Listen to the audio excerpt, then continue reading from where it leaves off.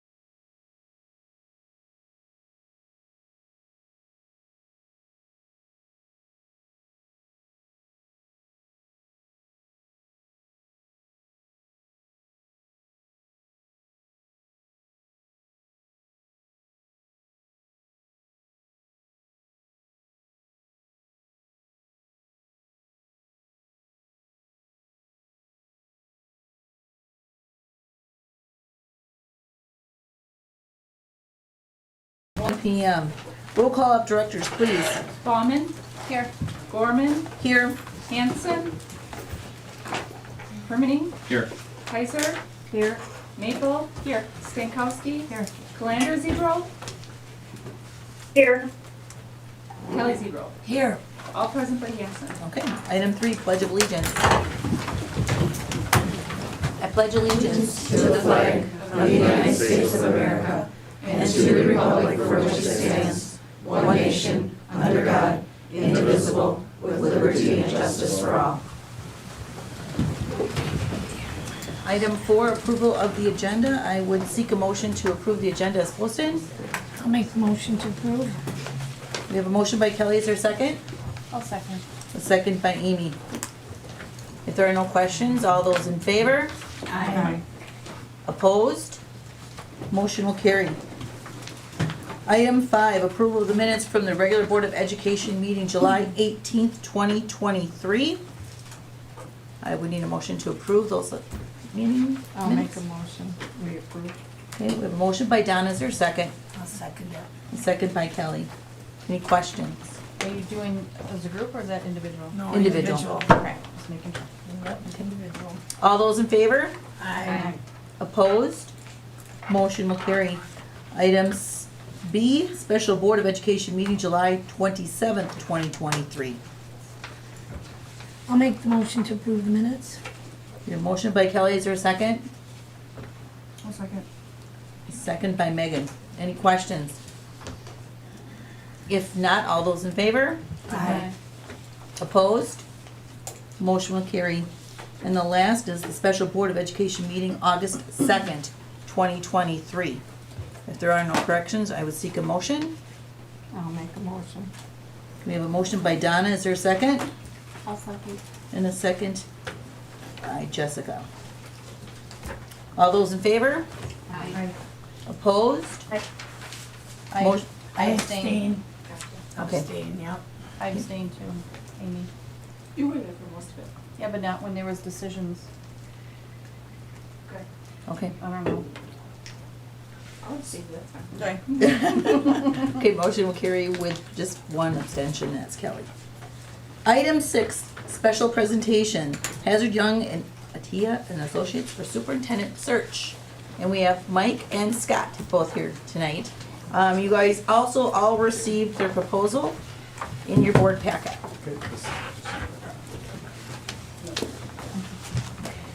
Thank you. Thank you. You bet.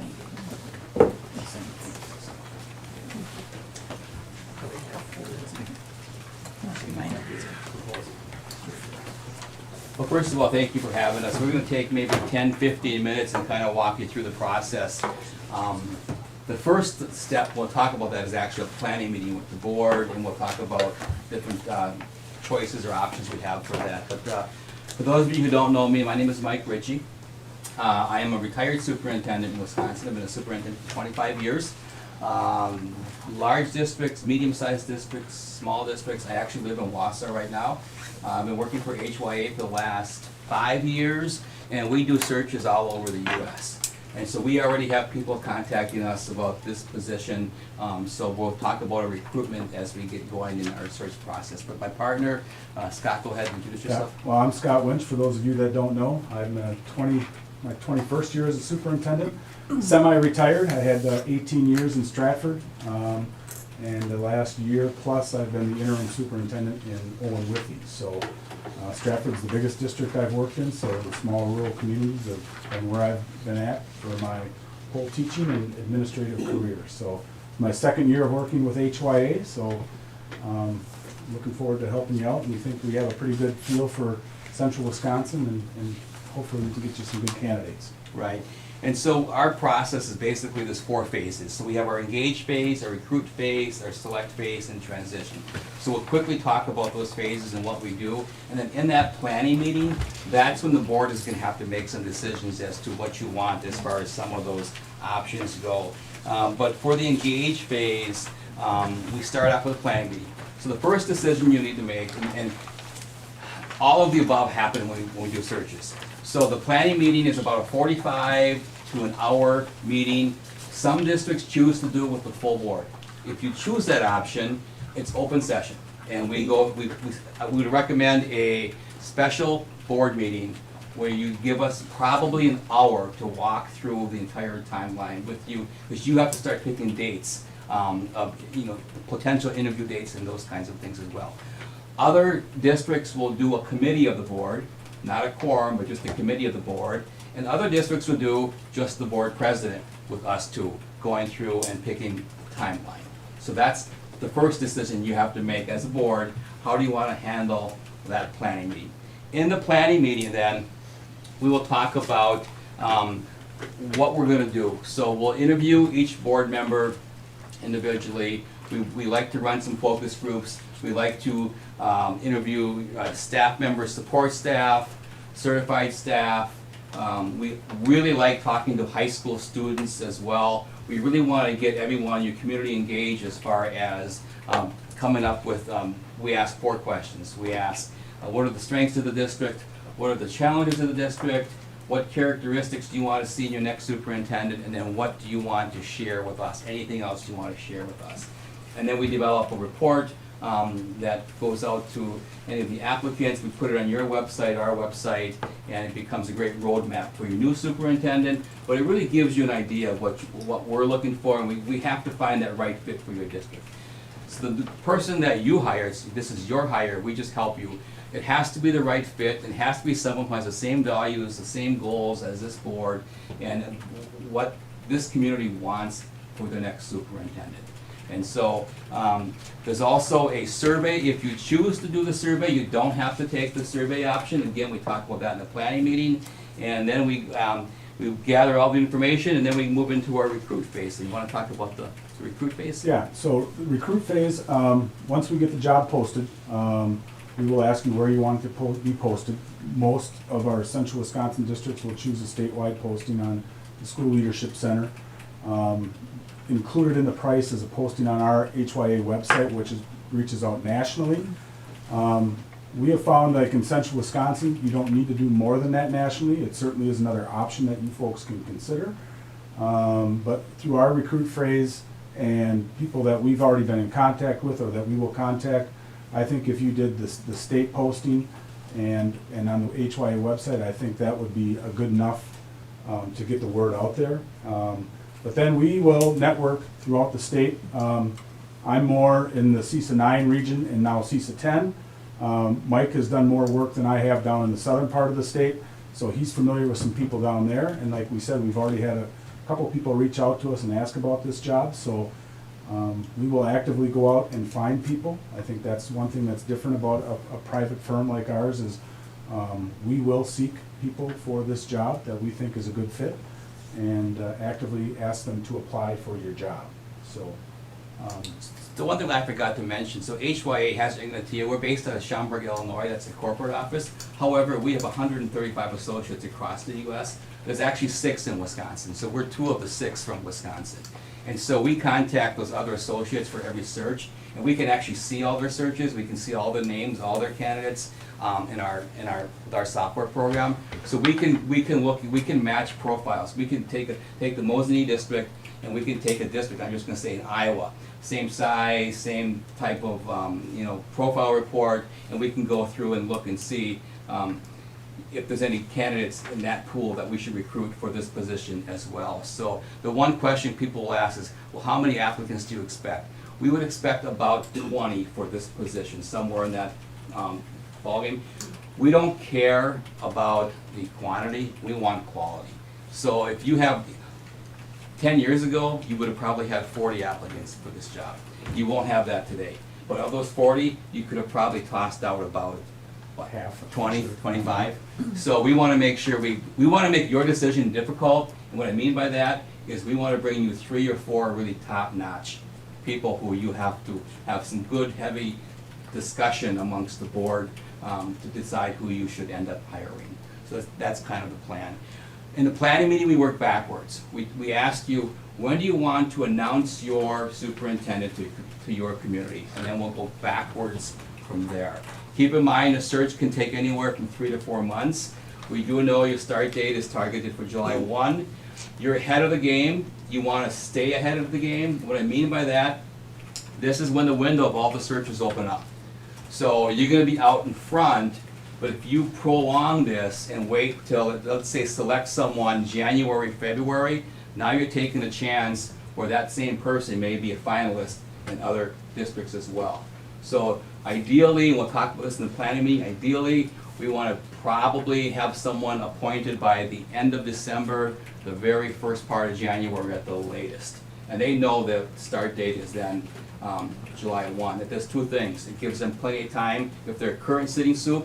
It gives them plenty of time for transition for the district they're coming from, and it also gives a nice transition piece for Rob and the person then to work together for 1 semester basically.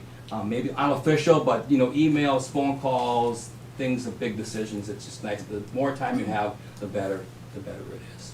So you probably have questions, and again, we're not going to bore you tonight, but the planning meeting is critical. So as a board, you will need to decide when you want to do that and how you want to do that. You don't need to make that decision tonight, but you need to make it soon and maybe put it on your next agenda or committee meeting or however you want to do it. But we need to get that in the books, and then we can really start. I think we targeted. We put a timeline in the proposal, and that's a mock timeline, but it's pretty standard this time of where we are. And so in that planning meeting, you'll notice things like, well, we post the position September 18th to the 31st of October, but the first round of interviews we put in there, you know, mid-November. So in that planning meeting, what you wanna do is you wanna say, okay, when is mid-November and what 2 nights or 2 days can you reserve for that meeting? You wanna get those 2 dates in your calendar. So we changed that mid-November to 2 actual dates, so you have them. And it's also nice, as we recruit people and people apply, we give them the schedule, so they will know right up front that first round of interviews, if they are selected, it is on that particular date. They'll know that. You will see every application. You'll have a board portal. We, again, talked about that in the planning meeting. And the only people who have access to the board portal is the board and anyone you designate. The administrative assistant normally would have rights to that. Maybe some other personnel within your district who will be involved in the search might have rights to that as well. But you as the board decide who you want to see. And we dump every application and lots of other stuff in that board portal. And then as we get them, we download them and you'll see them right away. So you have 24/7 access to all the applications. We screen every single one of them. We come to you when we deliver our slate. That is, we'll take our 6 to 10 best that we feel match that description. We'll say these are in tier 1, these are the people you should really look at, consider for that first round of interviews. We'll tell you why. We'll give you a tier 2 and a tier 3. And in tier 2, they're good, but not quite as good as tier 1. In tier 3, definitely you don't want that person working in your district. And then you can, as a board, can move any of those people around. So you might know, say someone in tier 2 looks good on paper, and you might say, hey, let's put these people in tier 1, and let's interview these people, and we'll say, yes, you can do that, but here's why we have them in tier 2. Here's what we found when we did our background checks and our research in Google and all the stuff that we do behind the scenes. So, but again, we'll talk all about that in that meeting when we present the slate. So I'm going fast, I'm trying to respect your time. What questions do you have of us or Scott? Anything else you want to add about the process? Kevin? I just had one question. Having been through this process many years ago, the law requires later in the process, when somebody becomes a candidate, the law requires certain things to happen as far as public notification. Have those become more lenient or less lenient? In Wisconsin, they're pretty good actually. Some states it's much more difficult. In some states, you have to announce and make public every single applicant from day 1. Every interview must be an open session. Wisconsin's not like that.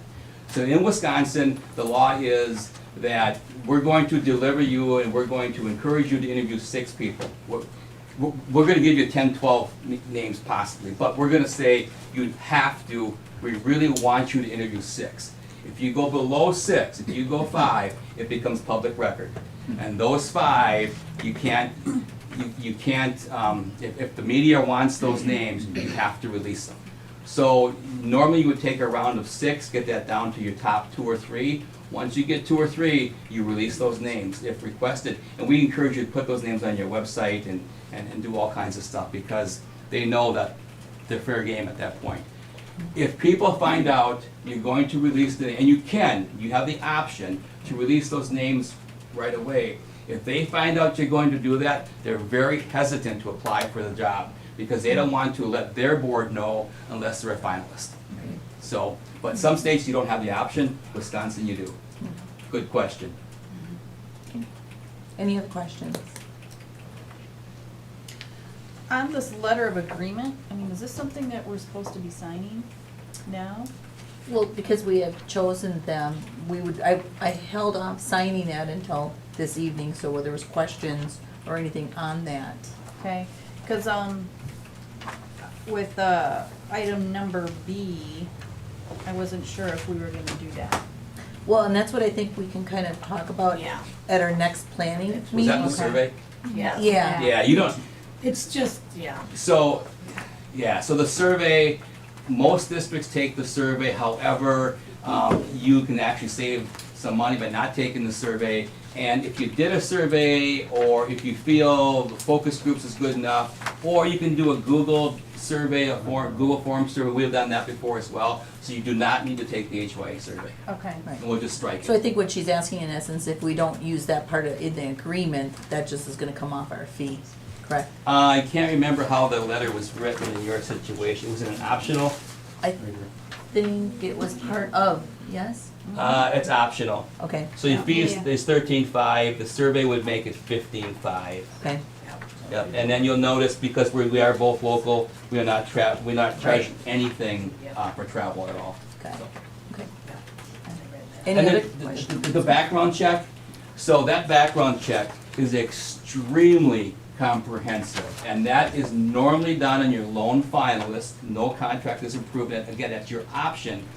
So if you have someone from a neighboring district, you may just wanna do your regular school background check, but if you have someone from out of state, you may wanna take that elaborate one, and it's very intrusive, I'm just telling you up front. The report we get, it goes to us, and then it goes to the board president. It's gonna have everything, all their financials, it's credit card, mortgage stuff, any late payments. It's gonna have all the college credits, it's gonna verify all the degrees, motor vehicle, any criminal, I mean, it's a very intrusive report. I will leave it at that. But it's something, if there's a person that's from out of state, it's something you will probably want to consider. And we will get out-of-state applicants for this position. Any other questions while they're here?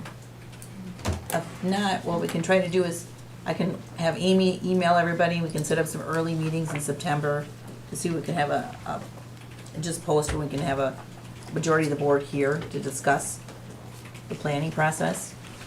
Okay, and then I can get back to you Yep. guys, let you know. Perfect. And you have our cell numbers in that Yep. folder. Call us anytime, weekend, night, during the week, it doesn't matter. Call us anytime, we're here for you. And we'll start actually drafting your posting. We won't post anything until you approve it. Okay, And then we can put that on our website at any time. wonderful. All right. Thank you very much. Thank you. You bet, thanks. We had you guys early, so you didn't have to sit through the whole meeting. We really want to sit through your board. You can stay, just stay.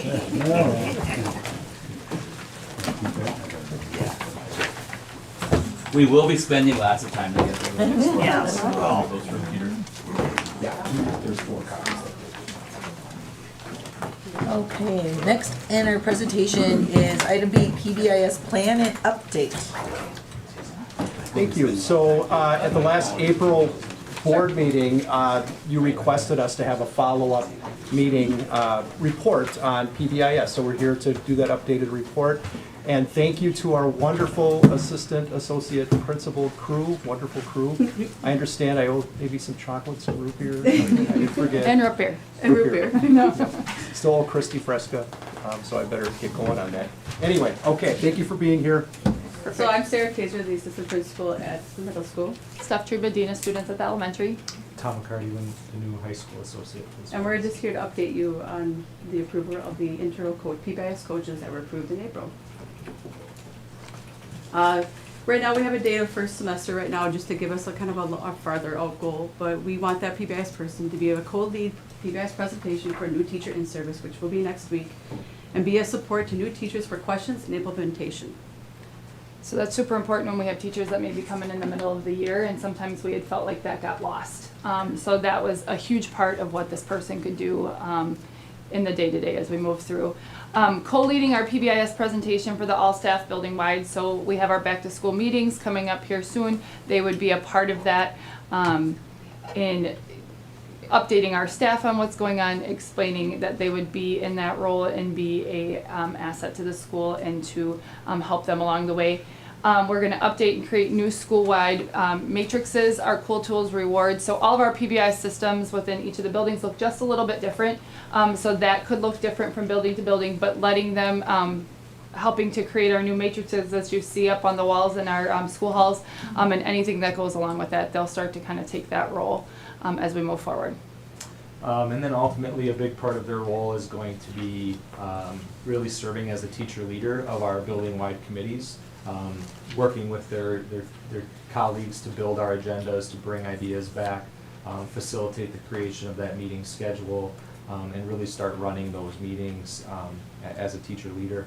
And then there's contracted days with an external coach through CISA, and we want the teachers to really be facilitating that relationship.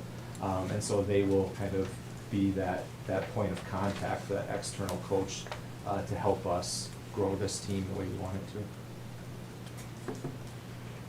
So at the elementary school, our PBIS coach will be Bobby Jo Olson, so she'll be helping lead the elementary staff this year. At the middle school, our internal PBS coach will be Melissa Gilbertson, and she's one of our new staff members from Wausau. And then at the high school, our coach will be Deirdre Bradford. I'd like to ask, so with these coaches you have, how often do they meet with the teacher and the staff, or, you know, is it once a month? Ours it- is once a month for an hour, Okay. and then they also meet with me before we have that meeting to create the agendas. Okay. And we would follow the same suit. We're trying to be consistent That's what I was gonna say, district-wide. hopefully you're, yeah. And a lot of our endeavors this year, so we would meet with them the week prior to, and then we would have our PBIS meetings. We all meet for about an hour, once a month at this Okay. point. And extra if we need to, like Yeah. in August, I mean, Right. we have a lot coming through, trying to get stuff out for the kids, so. We try to do quarterly rewards, so those rewards, they'll help organize those, get all the planning done.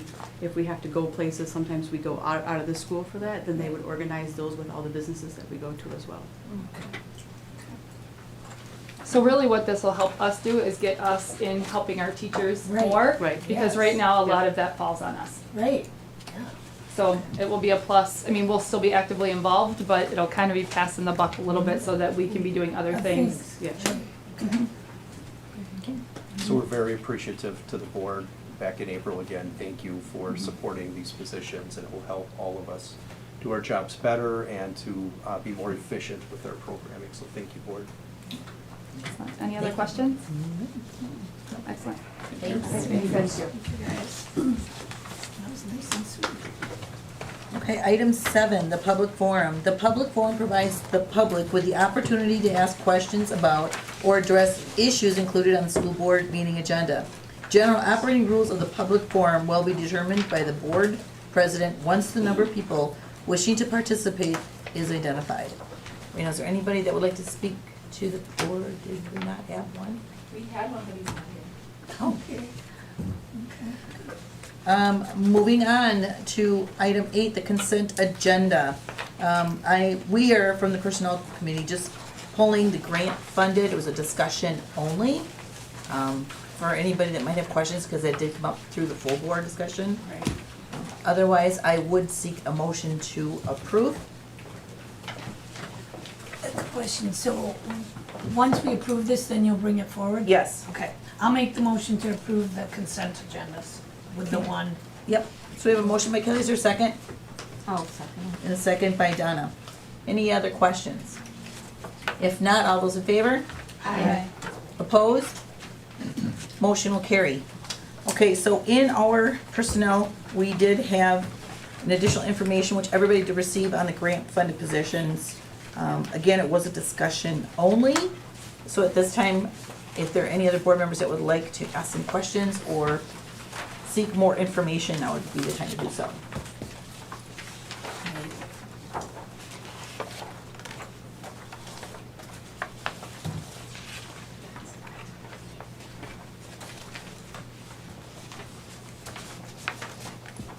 Anybody? I do have a question regarding the ESSER funds. Now, ESSER funds, if I remember correctly, I have heard now, granted through other entities, that ESSER funds were gonna potentially be recouped. Is that the case? Recouped, taken back? Yes, I yes. have not heard anything So about you that. have not, we as a district have not received any of that information that ESSER is? No, we have to spend it by a certain time, like ESSER two has, we have to spend it, put in a claim. Claim would be for September 30th, 2023.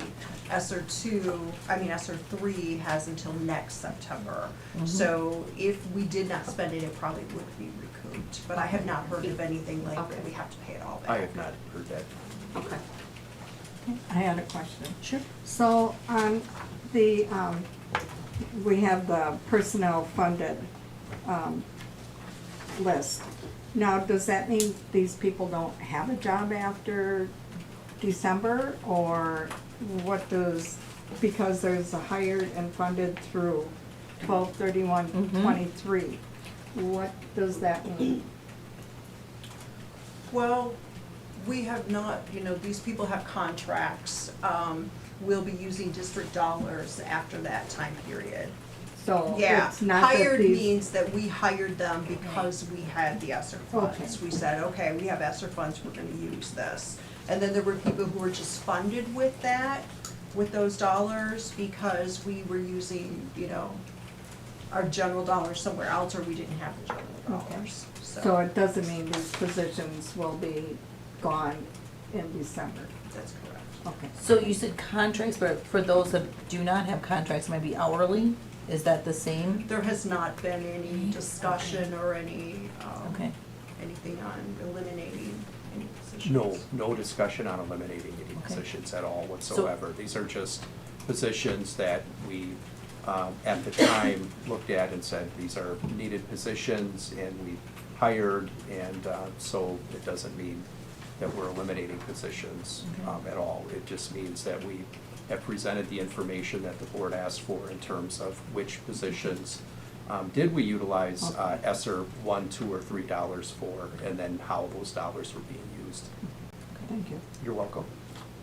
But that said, they're no longer going to be grant funded, so they didn't just have to come out of the general fund then. They will, They yes. will, okay. Any other questions? Clarify that, okay. Okay. Moving on to item 9, discussion and possible decision of the approval of the monthly vouchers list. I would need a motion. I'll make a motion. We have a motion by Megan, is there a second? I'll second. And a second by Amy. Roll call, please. Stankowski, Yes. Calandra Zebro, Kelly Zebro, Yes. Bauman, Yes. Gorman, Yes. Hermaning, Yes. Kaiser, Yes. Maple, Yes. all yes. Motion passed. Item 10, discussion and possible decision on the acceptance of the monthly treasurer's report. I would seek a motion. Make a motion. Okay. We have a motion by Amy and a second by Megan. Roll call, please. Bauman, Yes. Gorman, Yes. Hermaning, Yes. Kaiser, Yes. Maple, Yes. Stankowski, Yes. Calandra Zebro, Yes. Kelly Zebro, Yes. all yes. Okay, motion passes. Item 11, old business, discussion and possible decision on the athletic handbook. Okay, well, everybody has the new and revised book. At this time, questions, or if not, I would seek a motion. I have questions. Okay, These pages need to be numbered. oh, There's no numbers on these pages. I think So we it's did hard ask to- for that last time too. It's hard to turn to You a mean page this one. if there's no numbers on here. Okay. That's the suggestion I have, and Okay, that would be easy that's not a enough. hard one, I don't think. Okay, On the coach acknowledgement, there's a couple of edits, wrong period.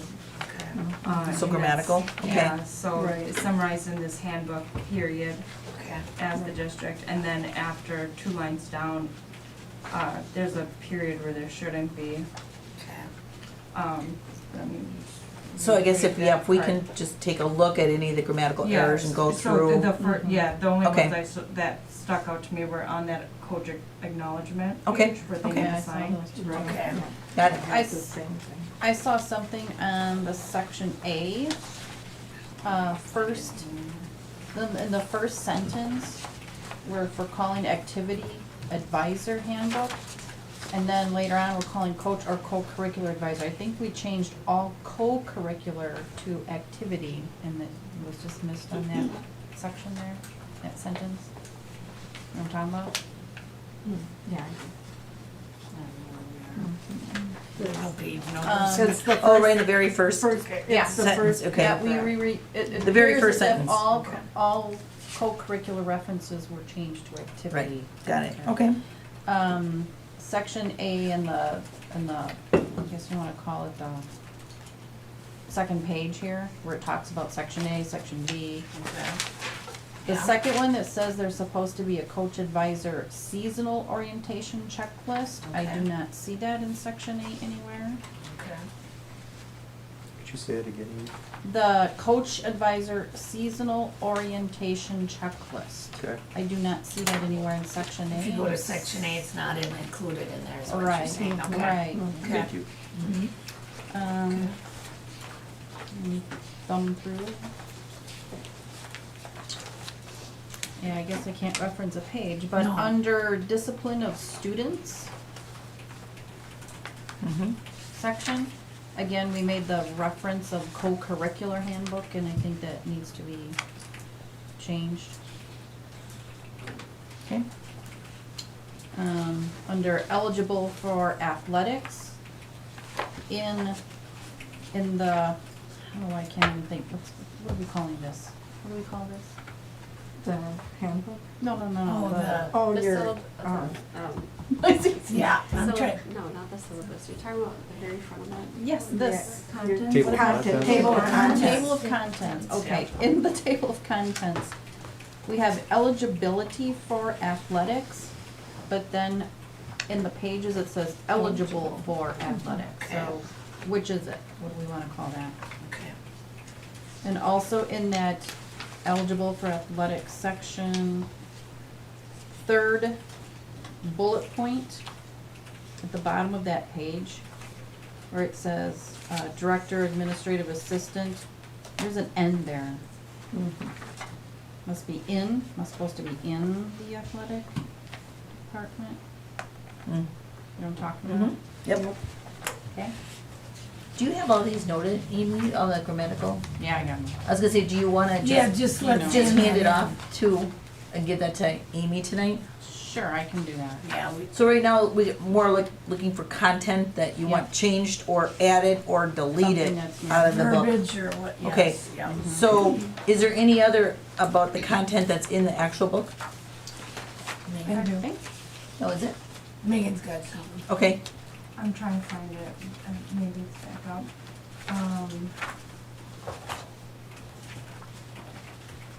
In section B, let's say,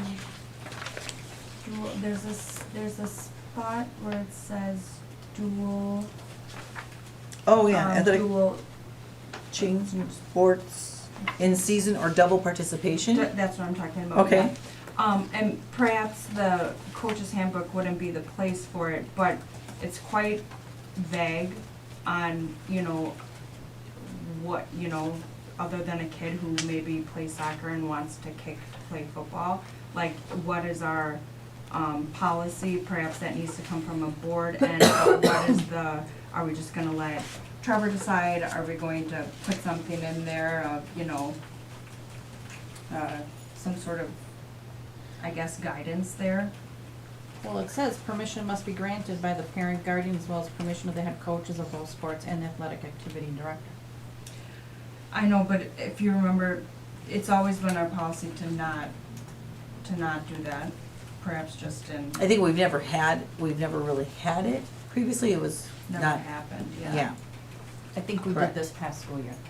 yes. Yeah, right, which is what I'm referring to is, So I think- do we as a board wanna put more in there and to kind of delineate, I get what you Maybe the- see what the other roadmap of- schools are yes. doing Yeah, as far right, as. right, are we really covered if this is to Right. become a thing, which I'm really not for or against, just saying, as a board, perhaps we need to have some sort of, clear lines Yes, instead of discretion or. right, Okay. and not just say, well, Trevor can decide, Yep. but to try to delineate, this is what it is, and if this is going to happen, it needs to come, we sign this, we agree, Well, I did notice in some of the handbooks that when we were looking at this before, there were some actually school districts that were putting in like a priority sport.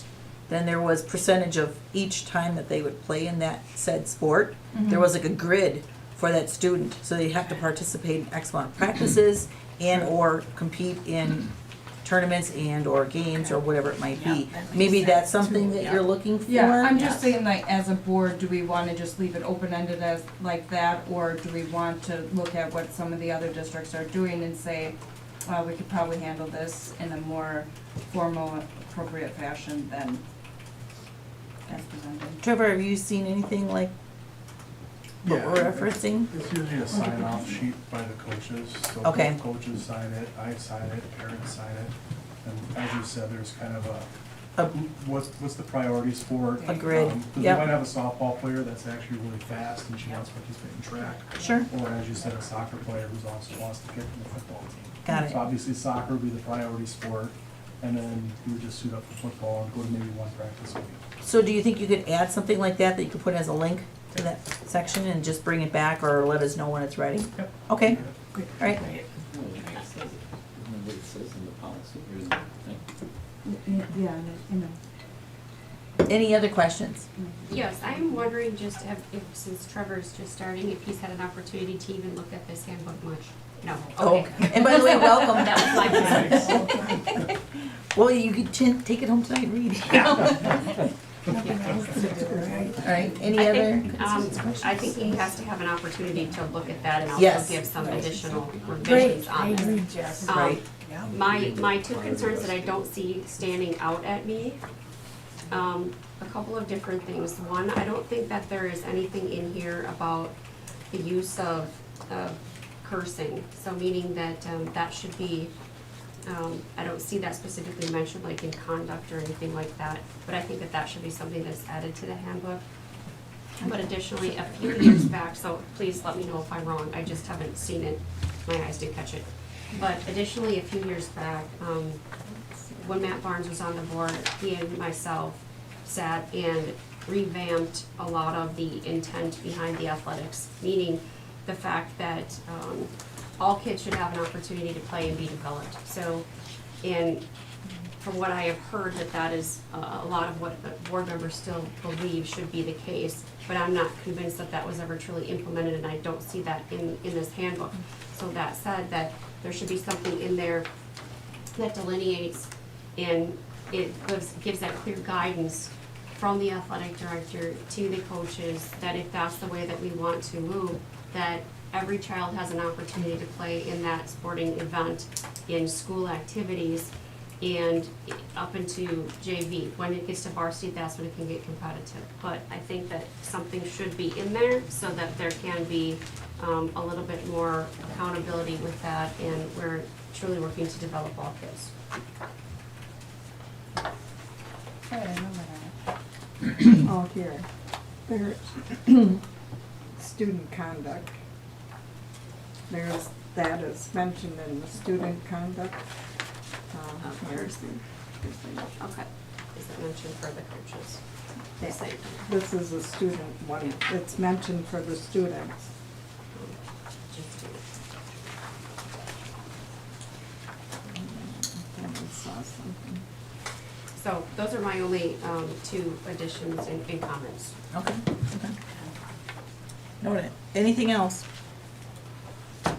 Do you guys, would you like to prefer to wait and bring this back? Do you want to make the motion to approve with these additions? And just have an update when ready? I will make the motion to approve so that there is at least something to start this school Okay. year, but then if Trevor has the opportunity to look at and at least keep revising this and make it a living document to continuously improve it, but is starting to hear some of the intent behind it. Perfect, okay.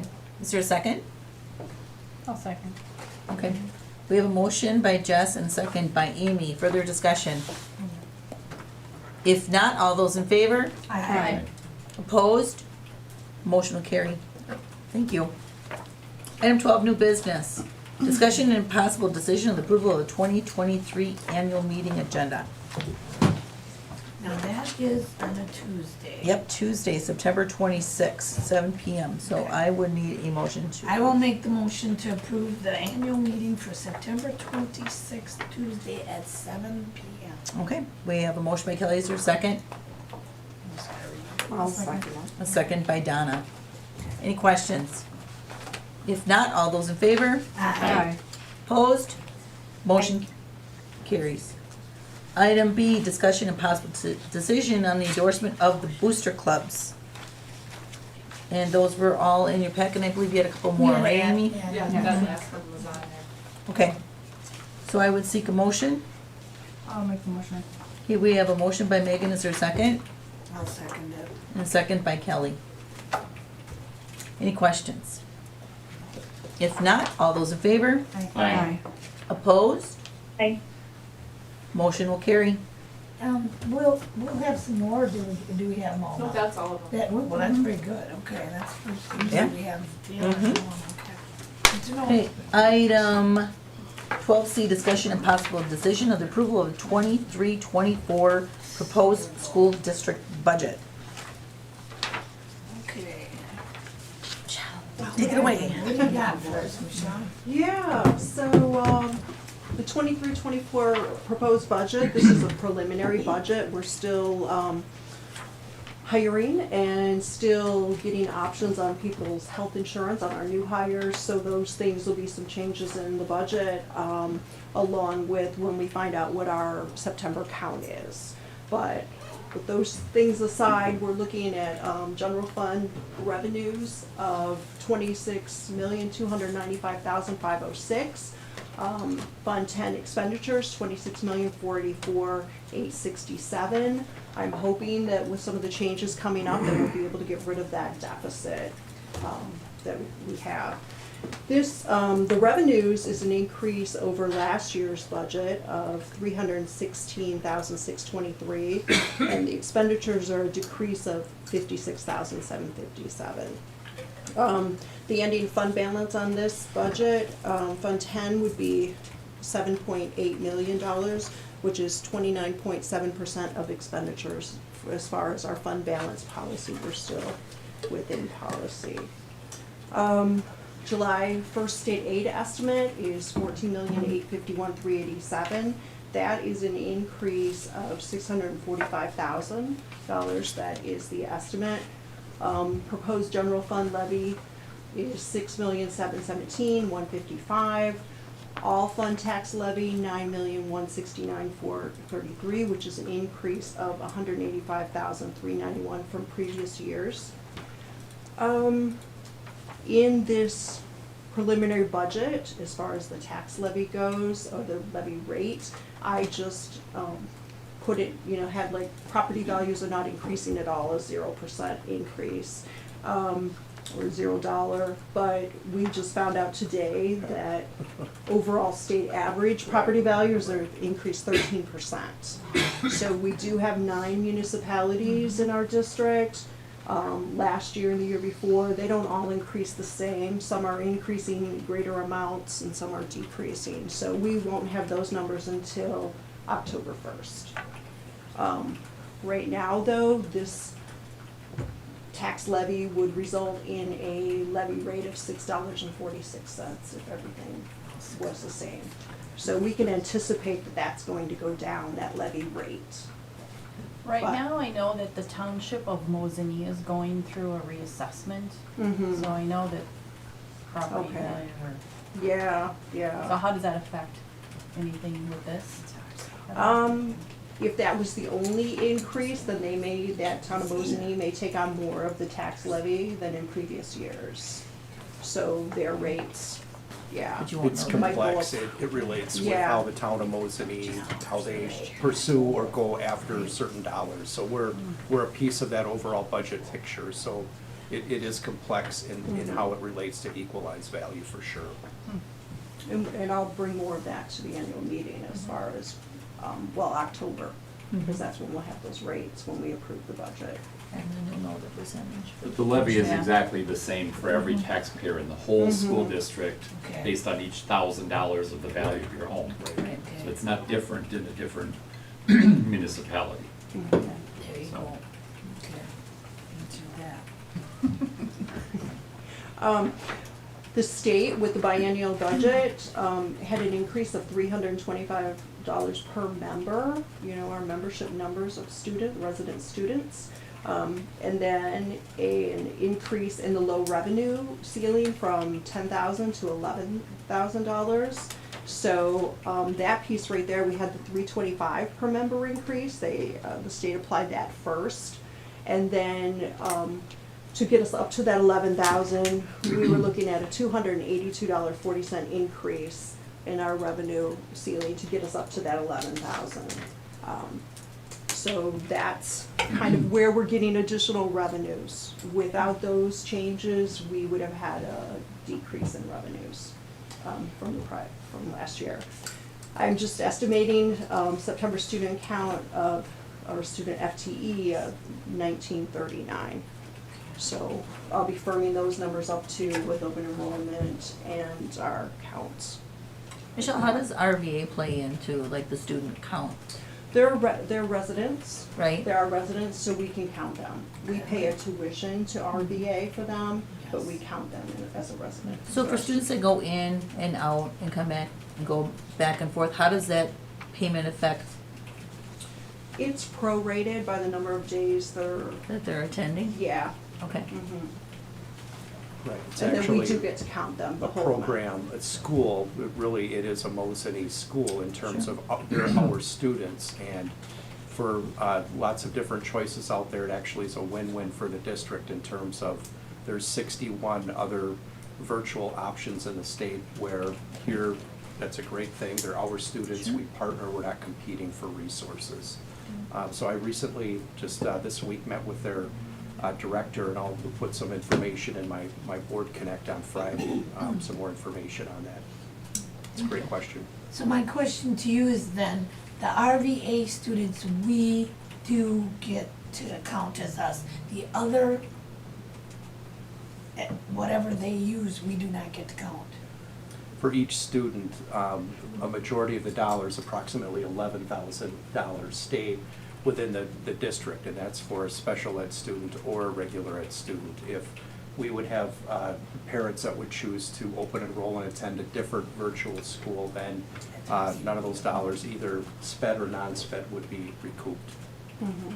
Okay. We would keep the revenue, like when we are calculating our revenue limit, Okay. and then we have, we take out the aid, and then what's left is the levy. Those two pieces are based on our residents. Okay. But then we're paying those other districts, Yeah. but not the full amount. Now, Correct. students who come here, we're only getting that piece that other districts are paying us.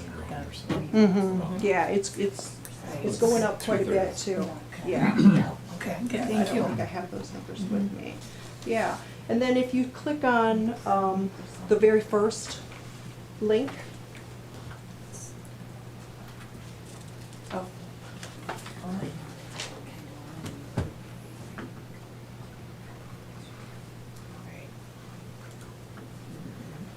That's what I thought, but I didn't know what the rules.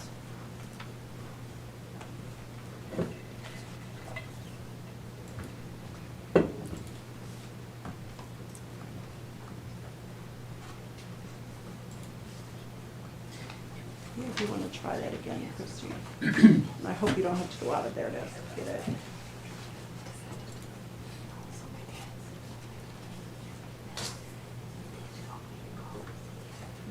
This is kind of in a summary format. You see our previous years and our revenues, expenditures. 22-23 is still unaudited, so we could have some minor changes as the auditors, as we work with them on, tying everything out, and they review things. So we're looking at this past year a deficit of $562,000. Next year we're still looking at that 189, or the year we're in, we're already here. So fund balance you see going down a little bit, and then the total school-based tax levy, and then the mill rate, that's just proposed with a 0% change in property values. Referendum debt levy, the energy efficiency exemption, and then if you can scroll down,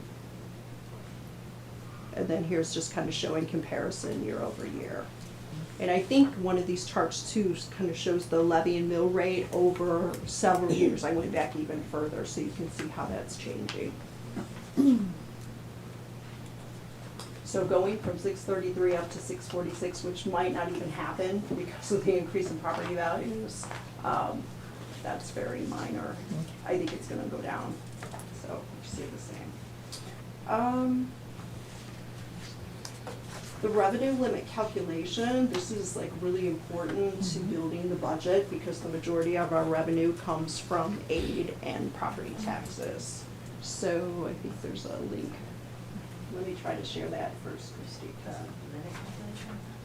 Yeah, the revenue limit.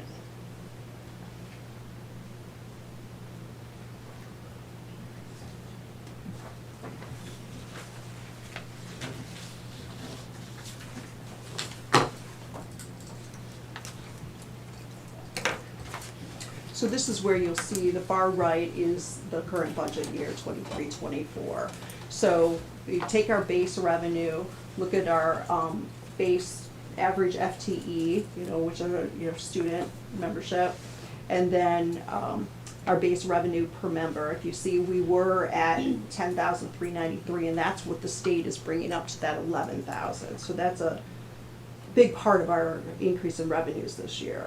So plus the 325. So we have the 325 per member, and then we're getting the 282 per member. And then it shows the first bold pink line, revenue limit with no exemptions. That's increased 930,477 from the previous year. And then as you scroll down, I don't know of any transfers of service yet that could come in. That's when somebody comes into our district, a high cost student or a student with services that we have to increase. Then if you could just scroll, Christy.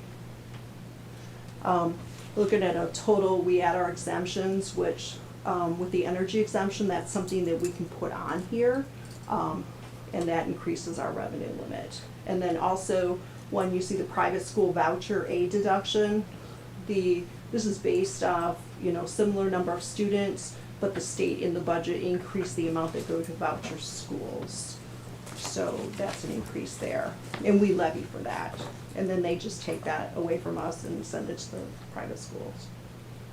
So you see the equalization aid, you see the total revenue limit minus the equalization aid is what we can levy in Fund 10 and Fund 38 and 41, but we haven't been levying 41.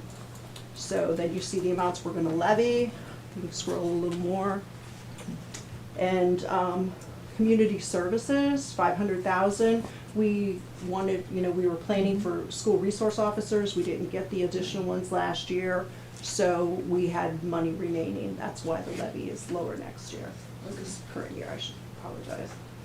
So total all school levy, 9,169,000. So to confirm that for those two additional school resource officers, nothing has been paid to the city yet then? No, not for them, that's correct. They're in the budget though. How does the summer school students factor into all this? They factor in under the membership, the FTE, we get a percentage of that. We look at the total number of minutes that they're in, divide it into hours, and then they calculate an FTE on that. So is that a net positive for us to be running? It is a summer school? positive, it adds to our count, it adds to our average, our 3-year average. Because the staffing, like from the other sheet, that $80,000 or whatever it was, the summer school wages were being grant funded? I have not done a calculation recently to see if we're actually positive in money from summer school. I can run that and see what that looks Yeah, like, just wondering. that would be good to know.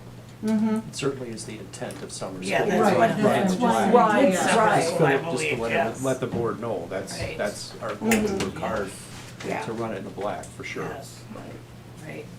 But I'm just saying it's a lot of work, right? It'd be helpful to know actually how Mhm. much we are coming. Yeah. Sure, Yeah, I no, can it's a do great that. question. So I have a question as it relates to our September count. Mm-hmm. So, Christy, could you go to the top of this page, please? Thank you. So I do understand that these figures are 3-year rolling averages, Mhm. right? And that's how we are then reimbursed, right? It's calculated on that. Right. Mm-hmm. Yet, if my math is correct, because the 3-year average on your worksheet here, and I realize it's speculative because we don't really know what it's going to be yet Right. for this year, but Mm-hmm. if it's 1964 as the 3-year number, it's because, and which is actually, it doesn't seem that significant, but it's a significant drop from 1981 in the current year that we just finished. Mm-hmm. And our number is actually in the current year 1,939, which is a full 25 fewer than the average, right? Right. Last year, the prior year I should say, at 1949, but the year before it was 2004. Mm-hmm. So that drop, if we actually have in the next year only 1,000, the same number, if it's back to back the same number, our 3-year number is going to drop all the way down to 1,945, which is very significant Right. from way up at the number that we're projecting at, which would be a huge loss of total revenue, Right. which is going to put this board in a position potentially next spring, in only about 5 or 6 months, when we're talking about staffing and all the other things that go into the following school year, because that's January meeting, right? Right. That we're going to have those initial conversations. Yes. I mean, when you're talking 40 or so of a reduction at 11,000 a pop, you know, you're talking $500,000 of revenue from the state. So we've got to be thinking about that. Your question earlier during the other conversation about the grant monies and, you know, where we dipped into the rest of the Yeah, fun. funds, Yeah. I think this is going to become a very, it could become a challenging environment as we go into 5 months from now. So, And the one thing that, in the state budget, you probably know that 325 per pupil increase was for the next 400 years. Which That's true. could be changed. that's true. But I was looking in my projections at deficit budgets, like hitting below, you know, like $1 million deficit until I plug in 325 per pupil increase Yeah, per member every year. And then those deficits go away. okay. But that could change with a new administration. Well, that would be for 2 more Right. budgets. Mm-hmm. 1 more full budget, But yes. potentially. Mm-hmm. Okay, thank you. Yeah, thank you. Yeah, and then, so those other worksheets are just, you know, you can look through some of the factors that we have in putting this together. It's just that when we look at this worksheet compared to the first one that you had up, where it has those lower numbers of only 1,939, Right, which it's is our. important to those are the Yes, actual yeah, counts. yeah. It's important to understand the distinction about why do the numbers appear to be different. And that's why you have to really focus on the one that talks about the 3-year average, right? So, Yeah, okay.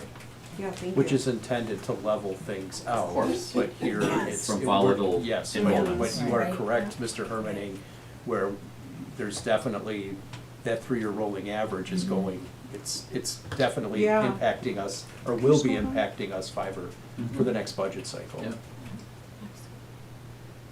Yeah, if you look on here under non-reoccurring exemptions, you'll see the one year we had a 41,506.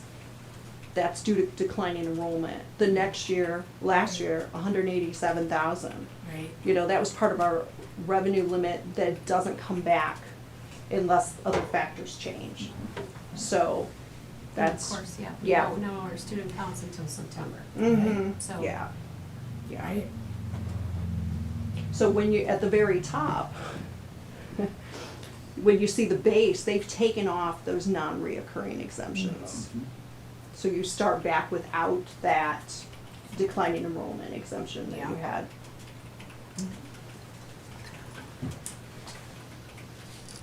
Right. Yeah, so, I think I've covered pretty much everything. The tax levy, you'll see, you know, if you wanna look at that, that's the one I put over time, so you can see, you know, how that's changed. And then the preliminary budget and adoption format where we break it out by revenue source, whether it's the state, whether it's federal government, local, and then function, the purpose of our expenditures. So can you click on the tax levy? I just shared it with everyone. Oh, thank you. The next one too. I know. Yeah, thank you. Yeah, so this is going back to 2017-18. And kind of like that last line, you see total school-based mill rate, mill rate, those are the dollar amounts. Okay, 939, then it 942, 867, 867, 810, 633, and then we're, 640. yeah. And, go back even further, they were $10 and something, yeah. Which property values might have been lower too, so it might have been, you're paying maybe a little higher rate, but on lower property values. And then the preliminary budget and adoption format. Okay. Question, as you're doing Yeah. that, do any of the Mosinee TIFs come? They're not dropping off any, They're not I'll check dropping to see yet. they're not dropping yet. Okay, I think they extended like one, 4 but I'll years check. or something. Mhm, Yeah. yeah, Okay. yeah. Which would be city, of course, but, okay. Yeah, but I'll check on that. It's important, I think, just for that conversation. Yeah. Yeah, so the far right is the projected budget, preliminary budget next to unaudited 22-23. Looking at total ending fund balance of, it's hard to read, it kind of squished, 7.8 million. And then you see the sources broken out, local, these are revenues, the local revenue, which includes the property tax levy, payments for services that we're collecting, transportation, other things like that, non-capital sales, and then school activity, interest income, which we had quite a bit this year. I'm projecting more, but I believe our balances would be less. So, other revenue from local sources, the big portion of that are the rentals of how we charge Fund 80 for the community piece. Okay. That's where that comes in at. And then, payments for services, that's the open enrollment. And then if you scroll down, transit of aids from that's normally from CISA paying us for part of aid or aid from another district that we have a student there that their expenses, there's aid on that. And then state aid, that's library aid and transportation aid, then general aid, which is the equalization aid, payments for DPI grants through the DPI, and then other state revenue through local units and other revenues, which is the per pupil amount that is in the state budget.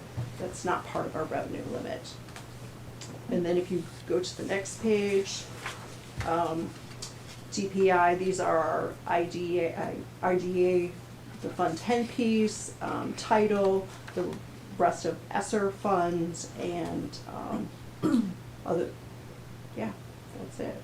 So say title, but all of them. There's several titles that we receive. And then the 780, other federal revenue through the state, that's school-based services and Medicaid aid that we receive. That's the majority of that piece right there. And then refunded disbursements, that's where our rebates or come back in, our dividends on our workers' comp. And then these are our expenditures by the use. Any questions? Kevin? Could you just give us a understanding of timetable that we need to make a commitment to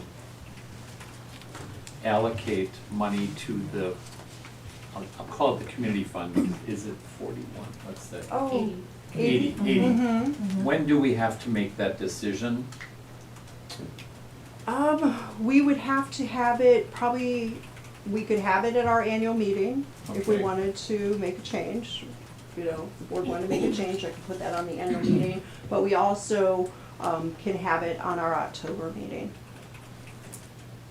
Okay, and so, So Does that- probably September, if it was. and that potentially could, I think it would be pretty minimal, but it could potentially increase the levy a little bit. Yes, that is Right? correct. And we Mhm. get aided on those funds differently. Or we get aided on them, whereas otherwise we wouldn't if we spent them. Has to have a certain percentage for community use. Yeah, to Okay. be able to levy for them. I don't Right. believe there's aid in there. Did you notice that? Just if it was expensed this year, we Mhm. would get the aid. But that fund rolls from year to year. Mm-hmm. Okay, Yeah. got it. But we can levy up to the amount that we are using for community Yes. programs. So if it's a community program, it could be there. And I would think we want to make sure that we are maximizing Yeah. that Right. every Yes. single Yes. year. Oh, Yes. Yes, we should. And now I mean, I don't know what all the rules and the laws would be, but, I mean, what potentially might we be able to include even related to some of the safety things that we've increased Mhm. or added, Mhm. right? I mean, for one thing, we've talked about the service officers and that type of thing. Mhm. I think that a potential use, depending upon what the parameters are things to also help the fire district. Because they have been very instrumental in caring for our staff recently and students as well. So, Okay. that's a potential idea. Mm-hmm. Yeah. I will look at those. Talk with them, Yeah, see what very we relevant. could do. Mm-hmm. Good idea. Yeah. Gotcha. Any other questions? Thank you, Michelle. Thank you, Michelle. Okay, if not, I would seek a motion to approve the 23-24 proposed school district budget. So, A motion by Kevin, is there a second? Second. A second by Megan. All those in favor? Aye. Opposed? Aye. Motion will carry. Item 13, other reports, WASB. Kelly? Yes, that is me. Also in my package, I received the I'm the liaison for Yes, this. you are. Is there anything I need to know, Amy, or we'll discuss No, that? it's just if you would have to contact a state or federal legislative person as needed. For board, Yes. okay, yeah, Yeah. that's really all We my, never had I an know. active individual for that, but I think there was a mention of a pin, possibly. probably to work with Kevin, maybe. well, then I want to do it. Yeah, I was gonna say, Kevin, I can gladly end this, so, I do have, there is coming up in, October, we're having the fall region meetings and workshop. And ours is again at a Region 5, it's October 3rd, it's a Tuesday at the Holiday Inn and Suites at Wausau. So I believe that's at, trying to think, 7 o'clock, I'm not sure of the time exactly, but if anybody's interested or whatever, let Amy know, correct, Amy? And like you said, I'm not sure exactly of the it's time. at 6 is registration, 6:30 is dinner, and 7 is the meeting. Okay, so that's where I got 7 o'clock. And a pre-workshop, isn't There is a Before pre-workshop. five? Yeah, I think so. What day was that, Kelly? October 3rd. 3rd, it's a Tuesday at the Holiday Inn and Suites in Wausau, so I think we have time yet to let Amy know, but the sooner the better, so. And as of now, Amy, that's all I have for, okay, that's all I have. Thank you. And 13B, CISA, Donna. Okay, August 7th was the annual meeting at the CISA in Tomahawk. I went, and the Board of Control members stayed the same. I did run for our middle school area, but the lady that was elected really, really wanted it. So really. And so anyway, which is fine. But I did meet Al Betry, and he's very charismatic. Yes. Great guy. Yep. Hope to possibly work with them in the future, some way, shape, or form. They have a staff of 53 at CISA 9 and 303 consultants. One of our former teachers is one of our new consultants in the mathematics, and that's Ryan McCain. Ryan left Marathon as the principal at the elementary and was hired at CISA as the mathematics network leader. And so he will be in Mosinee, I think shortly, right? Actually, he was part of our summer, some meetings that we had, so Okay. we were introduced to him, very nice, knowledgeable young Yeah. man, and looking Mhm. forward to partnering Yeah, there on some things. He's really excited about Yep. having this position. Okay. And anyway, the RCSA 9 has a 98.9 workshop recommended rate of all CISAs.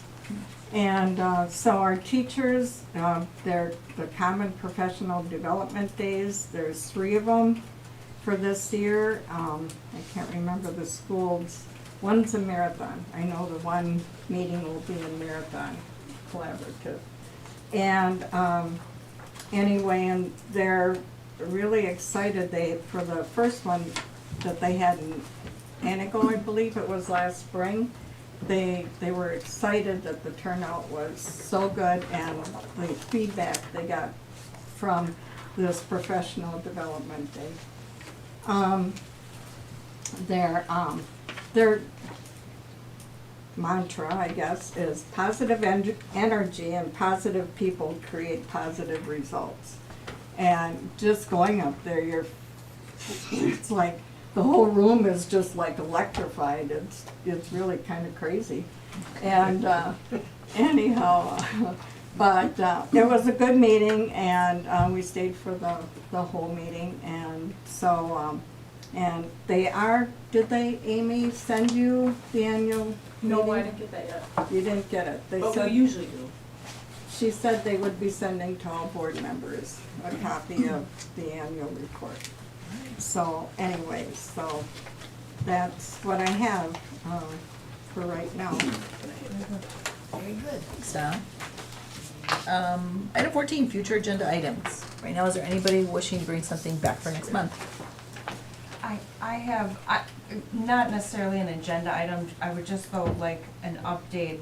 How is the transition from Taher to Chartwell's, how is that going with our food service? Where are we in the process? Have they filled the vacancies? Okay. Okay, so just an update. All right. That'd be great. Kevin? I think it would be valuable for us to hear from somebody related to the impact of the TIF, the Mosinee TIF on our school district, and what that looks like 3, 5, 7 years from now, 10 years from now. Okay. Got it. So I don't know if we have somebody come in. I mean, the mayor was on the he was on the county board. He's the mayor of the city. I'm not saying it should be a presentation by him, Right. but Yeah, it'd be good to know. Some type of report. somebody would be able to certainly help us with that information. Sure. That sounds great. Anybody else? All right, moving on to 15, movement into closed executive session. The board will convene into closed executive session pursuant to section 19.85, Pren 1, Pren C of the Wisconsin statutes for the purpose of discussing and considering compensation of administrative contracts, and section 19.85, Pren 1, Pren G of the Wisconsin statutes for the purpose of discussing advice rendering from legal counsel.